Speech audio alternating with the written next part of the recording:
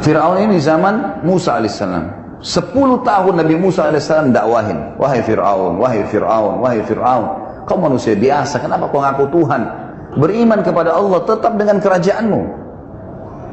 Nabi-nabi ini kalau datang, dia berdakwah, dia bukan mau ambil kerajaannya orang, enggak.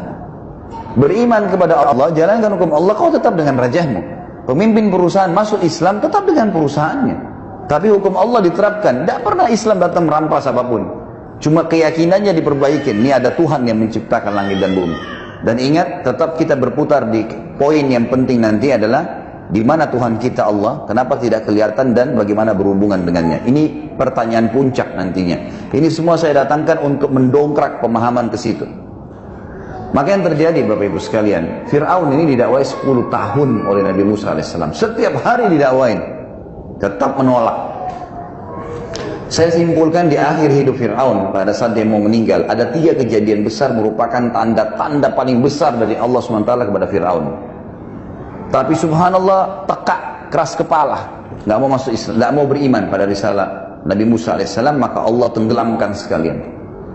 Kejadian yang memuncak adalah yang pertama, waktu Fir'aun lihat Musa alaihissalam terus mendakwai, setiap hari bertambah pengikutnya, maka dia bilang, hai Musa, saya yakin kau penyihir. Musa udah bilang, saya bukan penyihir. Tongkatmu bisa berubah jadi ular, ini mukjizat dari Allah. Tanganmu bisa mengeluarkan cahaya, karena Musa alaihissalam kalau tarik dari bawah ketiaknya, tangan kanannya keluar cahaya terang sampai silau, matanya Fir'aun bisa melihat. Tetap dia bilang itu sihir.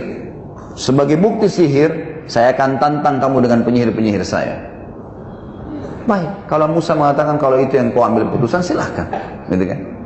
Iklankanlah di seluruh wilayah Afrika, seluruh Eropa, wilayah kekuasaannya, panggil semua penyihir yang merasa punya ilmunya paling hebat datang. Fir'aun undang. Fir'aun sudah dianggap Tuhan, datang semua dan boleh minta imbalan apa saja. Terkumpul dalam beberapa riwayat, ada yang mengatakan 1000 penyihir, ada yang mengatakan 10.000 penyihir. Kita ambil jumlah terbesar lah, 10.000 penyihir datang. Semua mengaku hebat. Begitu mereka ketemu sama Fir'aun, sebelumnya Fir'aun sempat tanya Musa, wahai Musa, kapan nih pertandingan kita, kapan nih antara kamu dengan penyihir-penyihir saya? Musa alaihissalam tahu ada satu hari dulu, di zaman itu namanya hari zina, Yaumuz Zina, dalam Al-Quran dikatakan. Hari zina ini Bapak Ibu sekalian adalah hari di mana Fir'aun keluarkan singgasananya di depan halaman istananya, lalu orang-orang pada datang menyembah dia, semua yang menyembah dikasih apa yang dia minta. Seperti itulah. Sama dengan Namrud, mirip. Tapi ini ada hari memang ditetapkan setiap bulan. Hari itu dikenal dengan hari zina, gitu kan? Bukan perzinahan ya, tapi zina ini bahasa Arab dalam makna lain artinya perhiasan. Karena Fir'aun mengeluarkan singgasananya penuh dengan perhiasan emas, kemewahan yang luar biasa supaya memukau dan orang makin yakin dia Tuhan. Kata Musa, hari zina saya akan tantang kamu hai Fir'aun. Pada saat kau lagi dianggap Tuhan itu, gitu. Baik, Fir'aun dengan sombongnya mengatakan baik, kumpul semua orang. Dan pada saat itu memang lagi berkumpul banyak orang. Beberapa athar menyebutkan sampai puluhan ribu orang berkumpul. Kumpul semua orang. Lalu datanglah penyihir-penyihir ini lalu berkata kepada Fir'aun, wahai Fir'aun, apa balasan kami nih kalau kami menang? Kata Fir'aun, apa saja yang kalian minta? Dan kalian akan menjadi orang-orang pendekat saya, dia menjadi penasihat saya. Mau apa saja bisa dapat. Lalu kata mereka, mana lawan kami? Kata Fir'aun itu sana, 2 orang, Musa dan Harun. Mereka bilang, cuma 2 orang itu yang kita lawan. Penyihir-penyihir dengan sombongnya menantang, cuma 2 orang. Lalu untuk apa semua penyihir ini? Kata Fir'aun, bunuh dulu dia. Hilangkan orang ini, baru kau bisa dapat. Tidak usah anggap remeh. Baik. Semua penyihir-penyihir ini sepakat kumpul. Kita nggak usah lama-lama nih, mumpung lagi ditawarkan jabatan yang tinggi, keluarin ilmu pamungkas kita saja. Ilmu tertinggi dalam ilmu sihir adalah ilmu mengubah benda yang tadinya tidak bergerak jadi bergerak, atau berubah dari wujud yang dari wujud aslinya berubah ke wujud yang lain, gitu kan? Seperti misalnya tali berubah jadi ular, pohon kesannya bergerak, tidak ada suara tiba-tiba kesannya ada suara, dan seterusnya. Seperti itulah. Untuk menakut-nakuti orang, karena kalau seseorang tidak takut maka tidak akan berpengaruh semua itu. Syaitannya nggak bisa buat apa-apa. Lihat tuh para penyihir-penyihir sekarang, kalau mereka mau menghipnotis orang, gitu kan? di TV, menepuk orang supaya bisa buat seperti yang dia mau. Sistem penyihir yang dilakukan, harus orang-orang itu dulu dikuasai sama dia. Minimal takut, minimal percaya, baru bisa. Kalau tidak percaya atau tidak takut, disuruh turun dari panggung, nggak bisa. Dianggap nggak bisa. Karena ini nggak bisa dipengaruhi oleh syaitan. Gitu kan? Orang kalau punya keyakinan kuat tidak bisa. Gitu. Maka akhirnya penyihir-penyihir ini pun berkata, kita keluarin pamungkas ilmu bang. Apa itu? Tali-tali diubah jadi ular. 10.000 orang semua ini pegang tali, kemudian mereka lempar untuk dijadikan sebagai ular yang bergerak. Pertamanya mereka bilang pada Musa, wahai Musa, kamu yang nunjukkan kemahiranmu dulu atau kami duluan? Kata Musa, silahkan duluan, lihatkan saja. Maka mereka pun akhirnya, kata Allah, mengubah tali-tali mereka, yukhayyalu min sihrihim annaha tas'a, mengubah dengan sihir mereka seakan-akan tali itu bergerak, berubah jadi ular dan bergerak. Maka semua orang bersorak-sorak waktu itu. Luar biasa ini kejadiannya, dan banyak puluhan ribu orang menyaksikan. Fir'aun pun dengan banggahnya duduk di singgasananya melihat kejadian tersebut. Nah, ini sudah luar biasa, 10.000 lawan 2 orang nggak mungkin. Sempat Nabi Musa alaihissalam dalam Al-Quran dikatakan fa'ujasa fi nafsi khifatan Musa. Musa alaihissalam sempat takut sejenak, sebentar, ragu nih. Lalu Jibril datang mengatakan, kulna la takhaf, kami berkata kepadanya, jangan kau takut, innaka antal ala, kau pasti menang. Wa alqi ma fi yaminika talqafu ma sana'u innama sana'u kaidu sahir wa la yuflihu sahiru haitsu ata. Yang mereka lempar yang di tangan kananmu tongkat tuh di lapangan yang sedang ada pertandingan, gitu kan? Maka pasti akan membatalkan semua sihir-sihir mereka. Karena yang mereka lakukan adalah perilaku sihir, dan sihir tidak akan pernah bisa menang dari arah manapun dengan ayat Allah. Tidak mungkin bisa menang, gitu kan? Musa alaihissalam masuk, lempar tongkatnya. Ada alasan di sini. Kenapa Al-Quran menceritakan kepada kita? Tiba-tiba waktu tongkat Musa alaihissalam dilempar dan jadi ular, seluruh penyihir tersebut sujud dan berkata, kami beriman kepada Tuhannya Musa dan Harun. Apa rahasianya itu? Karena ternyata penyihir-penyihir ini tahu tali yang mereka lempar jadi ular tidak bisa menyerang. Jadi kalau kita pun mengatakan bismillah atau a'udzubillah, bisa kembali kepada wujud aslinya. Batal tuh, setan yang menghiasinya hilang. Maka mereka tahu betul itu sihir. Musa alaihissalam lempar tongkatnya, berubah jadi ular besar. Mereka ular kecil, ini ular besar. Dan ularnya Musa alaihissalam jalan lalu makan. Dimakanin satu-satu tuh ular mereka. Semua sampai ular terakhir, yang 10.000. Maka karena kejadian tersebut, kata Allah, fa'ulqiyas saharatu sujada, semua penyihir sujud tiba-tiba. Qalu amanna bi rabbi Musa wa Harun, kami beriman kepada Tuhannya Musa dan Harun, gitu kan. Ini kejadian di depan matanya Fir'aun, di depan seluruh pengikutnya pada saat itu.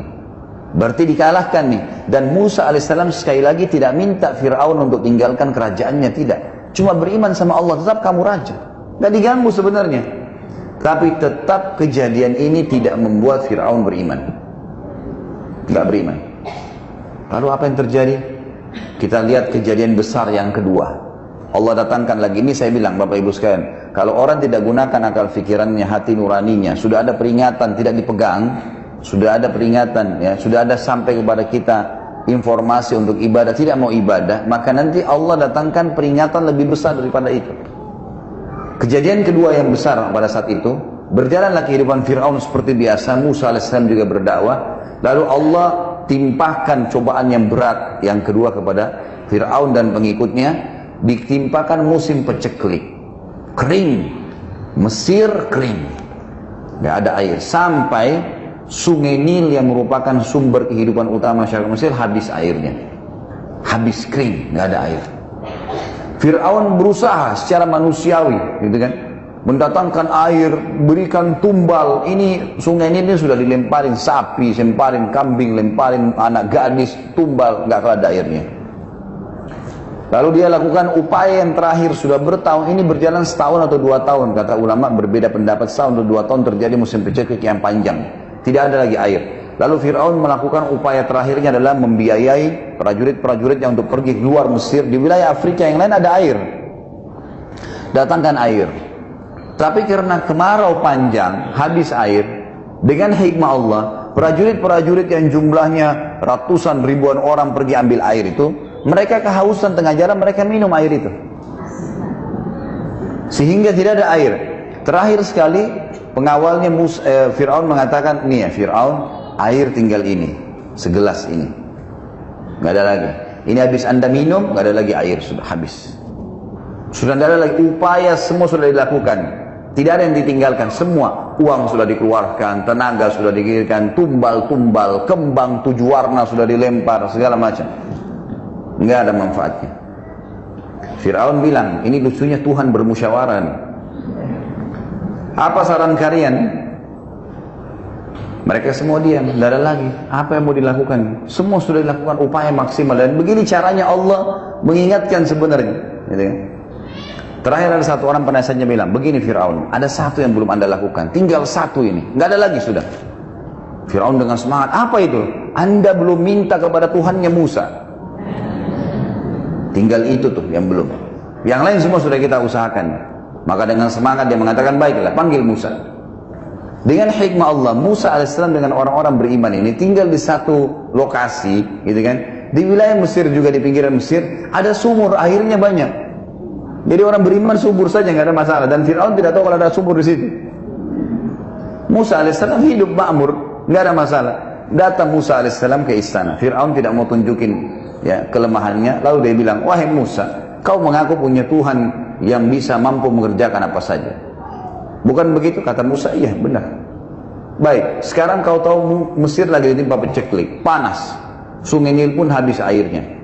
Ini masyarakat kehabisan air. Kalau Tuhanmu bisa turunkan hujan dari langit, maka saya akan beriman. Musa alaihissalam senyum berkata, wahai Fir'aun, betul yang kau ucapkan ini? Kalau Allah Tuhanku, diulangi begini, Tuhanku dan Tuhanmu Allah menurunkan air dari langit dan hilang nih masalah di Mesir, kau akan beriman? Kata Fir'aun, kalau Tuhanmu turunkan hujan dari langit yang saya tidak bisa lakukan, tentu saja. Dan ini jadi saksi semua nih, orang-orang dayang-dayangnya, perdana menterinya, semua jadi saksi semua.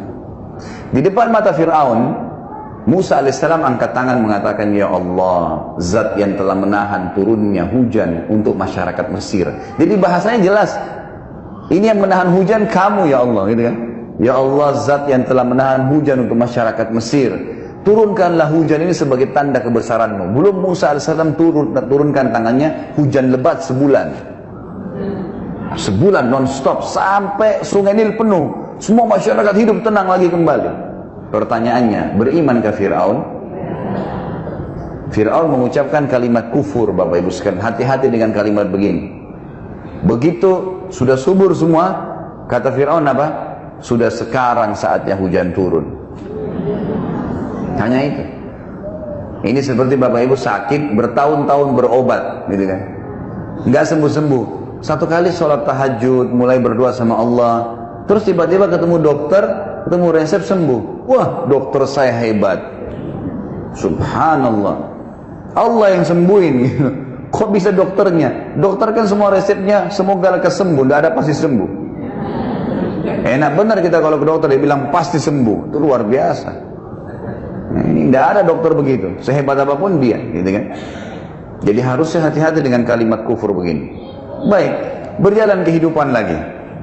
Ternyata dengan kejadian tersebut tersebar satu wilayah Afrika. Kalau Fir'aun yang kita akui sebagai Tuhan juga minta tolong sama Tuhannya Musa. Berarti Tuhannya Musa lebih hebat tuh. Banyak orang beriman kepada Musa alaihissalam, beriman kepada Allah. Fir'aun melihat komunitasnya dia makin kecil, tinggal yang di sekitar kerajaan. Yang lainnya ini kena tampiasan dakwanya Musa alaihissalam. Tidak juga mau beriman, padahal Musa tidak minta kerajaannya. Musa bukan datang mau merebut kerajaannya nih. Didakwahin baik-baik, cuma beriman kamu tetap dengan kerajaanmu, silahkan dengan kekayaanmu, dengan pakaian mewahmu, silahkan. Tapi hukum Allah berlaku. Nggak mau. Akhirnya dia kerahkan, ada pasukan khususnya Fir'aun. Kalau kita mungkin Kopassus khusus. Fir'aun tidak pakai kecuali dalam keadaan darurat. Dikeluarkan pasukan tersebut, ditambah dengan seluruh pasukan perangnya. Kata Fir'aun, sekarang saya akan bunuh Musa. Jadi bukan beriman, malah mau bunuh Musa.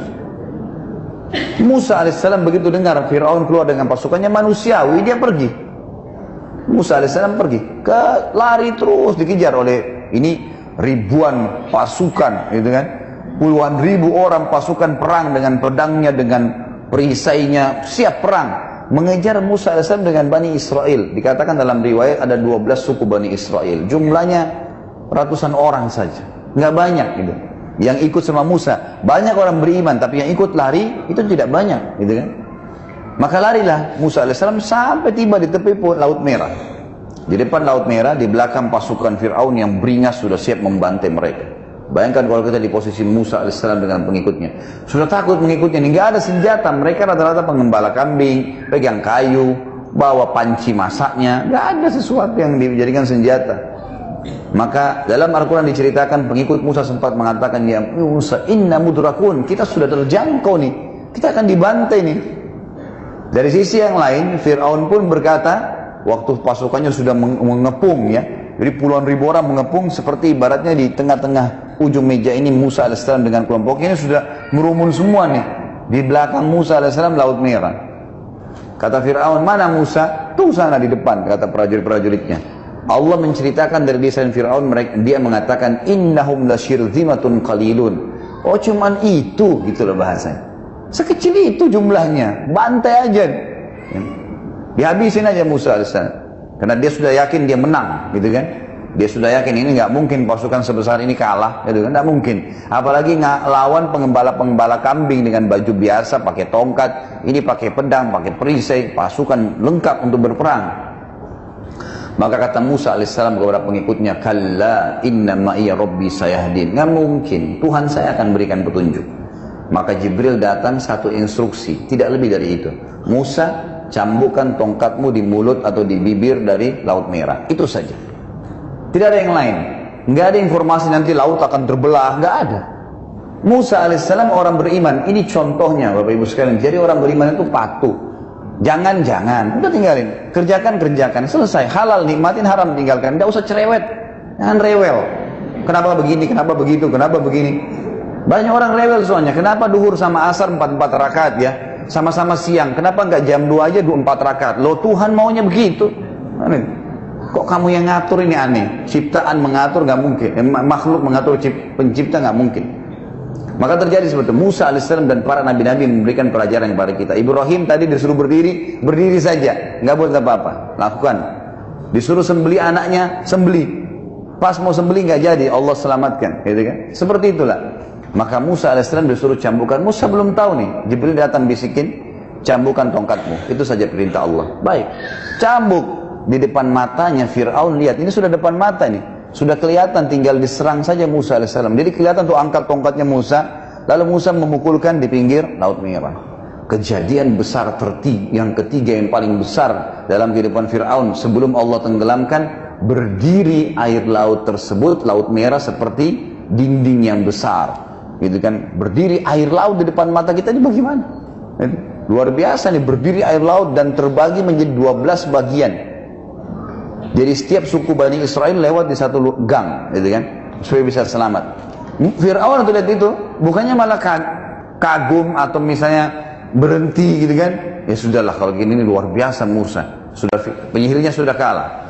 Hujan sudah turun di Mesir. Ini lagi air laut di depan matanya kelihatan. Ternyata tidak. Instruksinya Fir'aun memang dasarnya dia suka jahat, yaitu juhud itu suka membangkang. Maka dia mengatakan kejar cepat sebelum Musa selamat ke pinggir. Masih dikejar sama dia. Dia masuk di antara air itu, lorong-lorong air itu. Sudah luar biasa dikuasai sama syaitan, gitu kan. Akhirnya Allah selamatkan Musa dengan pengikutnya, lalu ditenggelamkanlah Fir'aun dengan pasukannya. Semuanya tenggelam. Lalu Allah ceritakan kepada kita dalam Al-Quran tentang apa yang Fir'aun ucapkan. Waktu sudah mulai tenggelam, baru dia bilang, amantu billadzi amana bihi banu Israel. Ya, saya beriman kepada apa yang diimani oleh Bani Israel. Kata para ulama, dia nggak bisa lagi ucapin Allah, karena sudah bangkangnya. Saya mau beriman, gitu kan? Kata Allah, al-ana, sekarang, waqad kunta minal mufsidin, sebelumnya kau menjadi perusak di muka bumi, gitu kan? Gimana caranya? Hari ini kami akan selamatkan badanmu sebagai tanda-tanda kebesaran untuk orang-orang yang datang setelahmu. Sampai sekarang di museum di Kairo bisa dilihat muminya Fir'aun. Masih ada. Jelas ada fisiknya, inilah orang yang membangkang kepada Allah. Seperti itu. Maka habislah kehidupan Fir'aun yang penuh dengan kerajaan, kekayaan, kelebihan fisik, pasukan yang kuat.